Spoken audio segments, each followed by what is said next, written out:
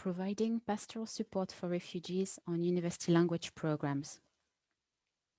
It's not a career, it's a life choice. I'm the first point of contact for sanctuary-seeking students, refugees and asylum seekers at the University of Leicester. I work as Program Administration Team Leader and University of Sanctuary Facilitator for the Center for International Training and Education, which includes the English Language Teaching Unit and the Sanctuary Seekers Unit. We have been offering sanctuary scholarships for our processional English programs since October 2017 and quickly learned that teaching and providing standard pastoral care are not enough. Refugees and asylum seekers have complex needs as a result of the traumatic situations and many challenges they have encountered and are still often encountering on a daily basis. It is therefore absolutely essential that we educate ourselves and provide dedicated pastoral and wraparound support to these students. Based on my personal experience and the feedback I have received from our sanctuary scholars, I can honestly say such support hugely impacts their university experience and chances of succeeding. Not only that, but it makes a massive difference in their lives in general.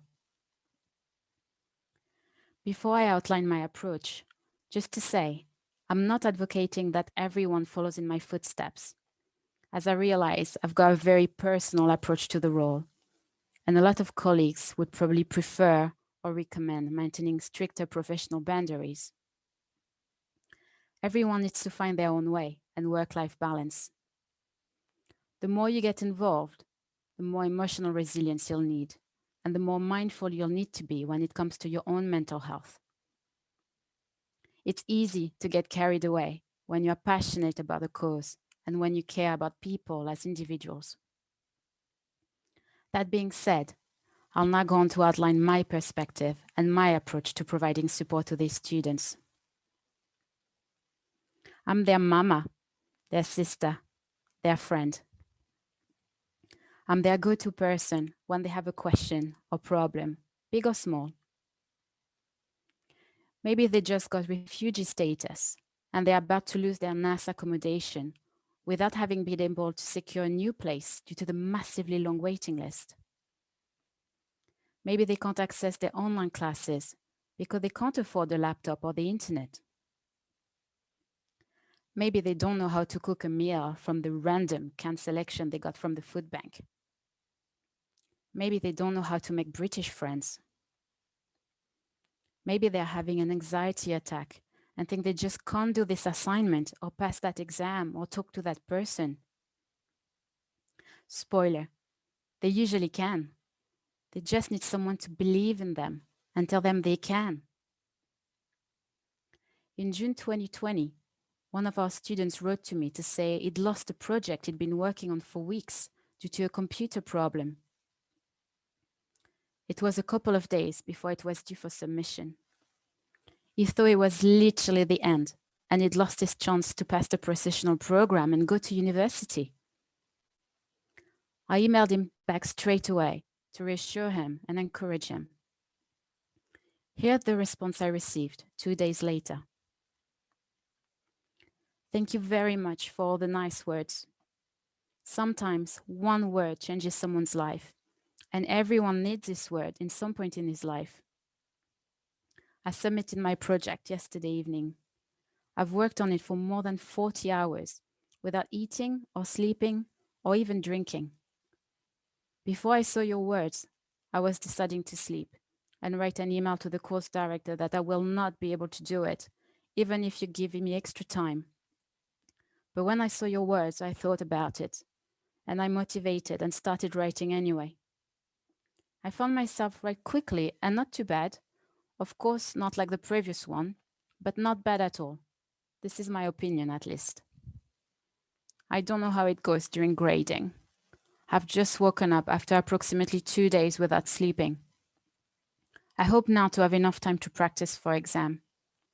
Whatever happens in my exams, I will be happy for doing it. A huge thank you again. As can be seen, sometimes it only takes a few words to help someone feel like it is possible for them to succeed or to overcome their fear of failure or fear more generally. These fears aren't always rational, but they are very real and need urgent attention. Maybe they're having a flashback after hearing an alarm or an helicopter, or they've just received some bad news from their family back home and they need someone to listen, reassure them, maybe hold their hand, give them a glass of water, tissue, or even a hug in uncovered times. But this is only one side of the coin. Yes, they are fragile, but they are the strongest and most resilient people I know. They've been through so much, they've had to adapt so quickly. They still have ambition, hopes, and dreams, and they are capable of achieving them if given the opportunity and right support. I've talked of the difficulties, but I still have to mention how rewarding and heartwarming working with sanctuary seekers can be. I'm not just their go-to person when they have problems. I'm also their go-to person when it comes to celebrating their achievements. They will proudly tell me when they get their driving license, a very important step, because it means they will get an ID that doesn't mention their immigration status. Or when they get a good grade for an assignment they thought they couldn't do.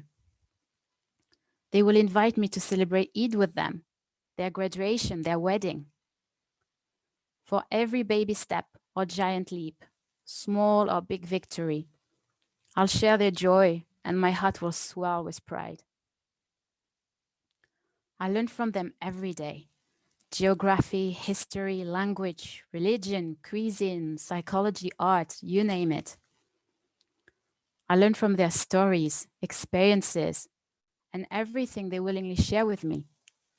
From the Syrian Revolution to the Iranian underground art scene, the Turkish cuisine and traditions, the strong Sudanese community spirit, the richness and poetry of the Arabic language, their journeys to the UK and the many countries they've crossed, how fondly they might remember a kind stranger who helped them along the way, the UK immigration system and its many pitfalls, the intense sense of loss or guilt and loneliness they can feel, their wonderful hospitality, warmth, and sense of humor. They've all been in their own personal lockdown for so long, and they are probably the ones who've been the most affected by the COVID-19 lockdown. Yet, they were the first ones to check on me and offer me their help. The truth is, they are the ones who've carried me through this lockdown. They've given me much needed perspective and the strength and motivation to carry on. I feel a responsibility toward them and that I can't let them down, not because it's my job, but because I care about them and they are actually my friends. My life is richer because they are in it. And for this, I'm grateful.